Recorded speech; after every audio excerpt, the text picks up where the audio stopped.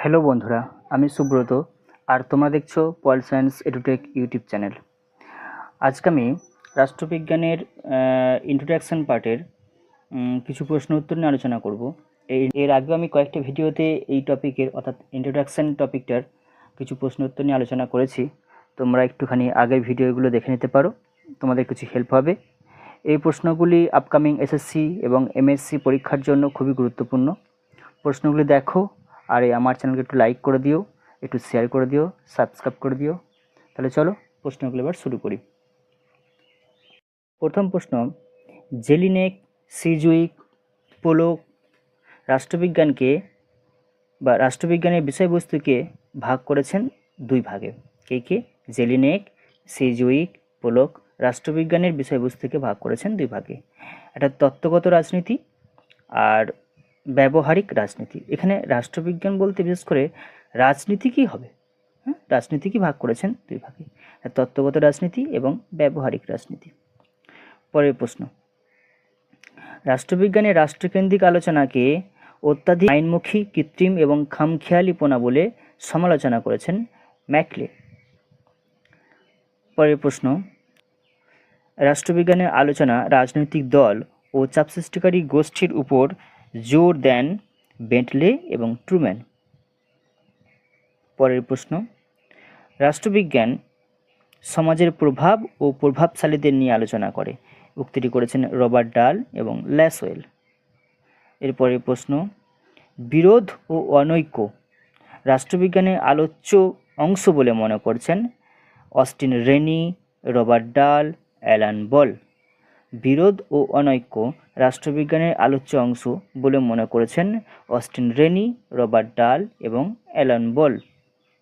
এরপরের প্রশ্ন, ক্ষমতা ও ক্ষমতার প্রতিদ্বন্দ্বিতাকে রাষ্ট্রবিজ্ঞানের আলোচ্য অংশ বলে মনে করেছেন ল্যাসওয়েল, রবসন, রবার্ট ডাল, অ্যালান বল এরা। প্রশ্ন, সাবেকি রাষ্ট্রকেন্দ্রিক এবং সাম্প্রতিক রাষ্ট্রহীন রাষ্ট্রবিজ্ঞান আলোচনার বিরোধিতা করেন মার্ক্সবাদীরা। প্রশ্নটা একবার রিপিট করছি, সাবেকি রাষ্ট্রকেন্দ্রিক এবং সাম্প্রতিক রাষ্ট্রহীন রাষ্ট্রবিজ্ঞানের আলোচনার বিরোধিতা করেন মার্ক্সবাদীরা। পরের প্রশ্ন, রাজনৈতিক ক্ষমতাই হলো রাষ্ট্রবিজ্ঞানের মূল আলোচ্য। রাজনৈতিক ক্ষমতাই হলো রাষ্ট্রবিজ্ঞানের মূল আলোচ্য, এটা উক্তি করেছেন মার্ক্সবাদীরা। পরের প্রশ্ন, বিভিন্ন শ্রেণীর সহিত রাষ্ট্র ও সরকারের সম্পর্কই হলো রাজনীতি। বিভিন্ন শ্রেণী, তাদের সাথে রাষ্ট্র ও সরকারের সম্পর্ক হলো রাজনীতি, উক্তিটি করেছেন লেনিন। রাজনীতি হলো বিভিন্ন শ্রেণী, গোষ্ঠী ও জাতির পারস্পরিক সম্পর্ক, এটা উক্তি করেছেন থিওডোর বুলারস্কি। পরের প্রশ্ন, রাষ্ট্রবিজ্ঞানকে সৌন্দর্যের বিজ্ঞান বলে অভিহিত করেছেন এডমন্ড বার্ক। রাষ্ট্রবিজ্ঞানকে সৌন্দর্যের বিজ্ঞান বলে অভিহিত করেছেন এডমন্ড বার্ক। রাষ্ট্রবিজ্ঞানে সমজাতীয় ও অপরিবর্তিত সূত্র খুঁজে পাওয়া দুষ্কর, এই উক্তিটি করেছেন গিলক্রিস্ট। রাষ্ট্রবিজ্ঞান হল একটি প্রগতিশীল বিজ্ঞান, বলেছেন লর্ড ব্রাইস। পরের প্রশ্ন, থিওরি শব্দটি এসেছে গ্রিক শব্দ থিওরিয়া থেকে। গ্রিক শব্দ থিওরিয়া থেকে, যার অর্থ হলো দর্শন বা দেখা। হেতুবাদী তত্ত্বের জনক হচ্ছেন স্টোন। হেতুবাদী তত্ত্বের আলোচনার মূল বিষয় হচ্ছে বিভিন্ন রাজনৈতিক ঘটনার পারস্পরিক সম্পর্ককে নিয়ে আলোচনা করে। হেতুবাদী, এটা কিন্তু নট হিতবাদ। হেতুবাদী তত্ত্বের মূল উপাদান বাস্তব জীবনের তথ্যসমূহ, যার ফলে আমাদের জ্ঞানের নির্ভরশীলতাকে উন্নত করা সম্ভব। হেতুবাদী তত্ত্বের মূল উপাদান বাস্তব জীবনের তথ্যসমূহ, যার ফলে আমাদের জ্ঞানের নির্ভরশীলতাকে উন্নত করা সম্ভব। পরের প্রশ্ন, স্টোন হেতুবাদী তত্ত্বকে ভাগ করেছেন তিন ভাগে। এটা হচ্ছে একক সাধারণীকরণ, সমন্বয়ী বা সংকীর্ণ আর ব্যাপক। এই তিনটে ভাগই ভাগ করেছেন। এটা হচ্ছে একক সাধারণীকরণ, সমন্বয়ী বা সংকীর্ণ আর ব্যাপক।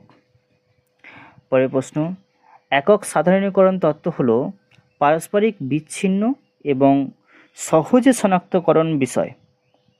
আর সমন্বয় বা সংকীর্ণ তত্ত্ব হলো এমন কিছু ধারণা যা একক সাধারণীকরণ তত্ত্বের মধ্যে নিহিত। আর ব্যাপক তত্ত্ব হলো সমগ্র শাস্ত্রটির তাত্ত্বিক কাঠামো বা ধারণাগত কাঠামো। আমি এই তিনটি তত্ত্বকে বা তিনটি ভাগকে আরেকবার বলছি। তাহলে একক সাধারণীকরণ তত্ত্ব কি? পরস্পর বিচ্ছিন্ন এবং সহজে শনাক্তকরণ বিষয়। এটা কিন্তু পরস্পরের সাথে পরস্পর বিচ্ছিন্ন এবং এটাকে খুব সহজেই শনাক্ত করা যায়। আর সমন্বয় বা সংকীর্ণ তত্ত্ব কি? এটা হচ্ছে এমন কিছু ধারণা যা একক সাধারণীকরণ তত্ত্বের মধ্যেই নিহিত রয়েছে। আর তৃতীয় নম্বর কি? ব্যাপক তত্ত্ব। ব্যাপক তত্ত্বটা কি? সমগ্র শাস্ত্রটির তাত্ত্বিক কাঠামো বা ধারণাগত কাঠামো। ক্লিয়ার? এরপরের প্রশ্ন, রোনাল্ড পেন্ক রাষ্ট্রতত্ত্বকে ভাগ করেছেন 5 ভাগে। কি কি? একটা নৈতিক, একটা যুক্তিভিত্তিক বা কল্পনাশ্রয়ী, একটা সমাজতাত্ত্বিক এবং আইনগত, আর একটা বৈজ্ঞানিক। আর কি কি? নৈতিক, যুক্তিভিত্তিক বা কল্পনাশ্রয়ী, আর সমাজতাত্ত্বিক, আইনগত এবং বৈজ্ঞানিক। এই 5টে ভাগেই ভাগ করেছেন। প্রশ্ন, এটা কিন্তু খুব ইম্পর্টেন্ট প্রশ্ন, এটাকে ভালো করে মনে রাখতে হবে। এটা হচ্ছে গৌরবময় বিপ্লব হয়েছিল 1688, মানে 1688 খ্রিস্টাব্দে গৌরবময় বিপ্লব। আর আমেরিকার স্বাধীনতা যুদ্ধ হয়েছিল 1776, 1776। আর ফরাসি বিপ্লব হয়েছিল 1789, মানে 1789 খ্রিস্টাব্দে। এই 3টে সাল কিন্তু খুব ভালো করে মনে রাখতে হবে, খুব ইম্পর্টেন্ট। হ্যাঁ, এগুলো প্রশ্ন। দৃষ্টবাদের কথা প্রথম বলেছিলেন অগাস্ট কোত। অগাস্ট কোত তিনি দৃষ্টবাদের কথা প্রথম বলেছিলেন। পরের প্রশ্ন, ভাববাদী রাষ্ট্রতত্ত্বের বিপরীত মেরুতে অবস্থান করছে মার্ক্সবাদ। মানে ভাববাদ রাষ্ট্রতত্ত্বের ঠিক অপোজিটে আছে মার্ক্সবাদ। হ্যাঁ, এরপরের প্রশ্ন, পশ্চিমী দুনিয়ার তত্ত্বকেন্দ্রিক মতবাদী ঐতিহ্যের উৎস হলো। পশ্চিমী দুনিয়ার তত্ত্বকেন্দ্রিক মতবাদীর ঐতিহ্যের উৎস হলো 3টি। এটা হচ্ছে গ্রিক দর্শন, ইহুদি ধর্ম এবং খ্রিস্ট ধর্ম। যে ওয়েস্টার্ন কান্ট্রির যে ওয়েস্টার্ন থিওরি রয়েছে, সেই ওয়েস্টার্ন থিওরির যে উৎস, মেন অরিজিনগুলো 3টি বিষয়ের উপর নির্ভরশীল। এটা হচ্ছে গ্রিক দর্শন, এটা ইহুদি ধর্ম এবং খ্রিস্টান ধর্ম, এই 3টে। পরের প্রশ্ন, নয়া দৃষ্টবাদের প্রবক্তা কে? নয়া দৃষ্টবাদের প্রবক্তা হচ্ছে ম্যাক্স ওয়েবার। এরপরের প্রশ্ন, রাষ্ট্রবিজ্ঞান ও ইতিহাসের সম্পর্ক গভীর বলে মনে করতেন। অর্থাৎ রাষ্ট্রবিজ্ঞান ও ইতিহাস একে অপরের পরিপূরক। এদের সম্পর্ক কিন্তু খুবই গভীর, এটা মনে করতেন Woodrow Wilson, John Dewey, Willoughby, Carl Friedrich, Morgenthau, Leo Strauss, Brecht, Maurice Duverger ও জিওভার্মি সার্টোরি। এরা কিন্তু ছিল, ঠিক আছে। এরা কিন্তু প্রত্যেকে আচরণবাদী দার্শনিক। কারা? আবার বলছি, Woodrow Wilson, John Dewey, Willoughby, Carl Friedrich, Morgenthau, Leo Strauss, Brecht, Maurice Duverger এবং জিওভার্নি সার্টোরি। এটা প্রত্যেকে কিন্তু ইতিহাসকে এবং রাষ্ট্রবিজ্ঞানকে একে অপরের পরিপূরক বলে এটা মনে করতেন। ইতিহাসে যখন আলোচিত হবে তখন রাষ্ট্রবিজ্ঞানের কোন কোন অংশগুলো প্রভাব পাবে, সেটা হচ্ছে রাষ্ট্রবিজ্ঞানের পদ্ধতি, প্রয়োগ, কৌশল এবং পছন্দ। এই প্রত্যেকটা জিনিস কিন্তু রাষ্ট্রবিজ্ঞানের এই অংশগুলো কিন্তু প্রভাব পায়। পরের প্রশ্ন, ইতিহাস ছাড়া রাষ্ট্রবিজ্ঞান ইতিহাস নিষ্ফল উক্তিটি করেছেন সিলি। আবার রিপিট করছি, ইতিহাস ছাড়া রাষ্ট্রবিজ্ঞান ভিত্তিহীন আর রাষ্ট্রবিজ্ঞান ছাড়া ইতিহাস নিষ্ফল আলোচনা উক্তিটি করেছেন সিলি। পরের প্রশ্ন, ইতিহাস হলো অতীত রাজনীতি এবং রাজনীতি হলো বর্তমানের ইতিহাস। ইতিহাস হলো অতীত রাজনীতি এবং রাজনীতি হলো বর্তমান ইতিহাস।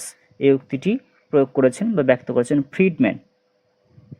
পরের প্রশ্ন, ইতিহাস রাষ্ট্রবিজ্ঞানের গভীরতা যোগান দেয়। উক্তিটি করেছেন উইলবি। পরের প্রশ্ন, ঐতিহাসিক তথ্যাদি বর্তমানকে সমালোচনার মধ্য দিয়ে ভবিষ্যৎ গঠনের পথে প্রশস্ত করে। ঐতিহাসিক তথ্যাদি বর্তমানকে সমালোচনার মধ্য দিয়ে ভবিষ্যৎ গঠনের পথ প্রশস্ত করে। উক্তিটি করেছেন বার্নস। পরের প্রশ্ন, রাষ্ট্রবিজ্ঞান তত্ত্বের ভিত্তিভূমি তৈরি করে। রাষ্ট্রবিজ্ঞানের তত্ত্বের ভিত্তিভূমি তৈরি করছে ইতিহাস।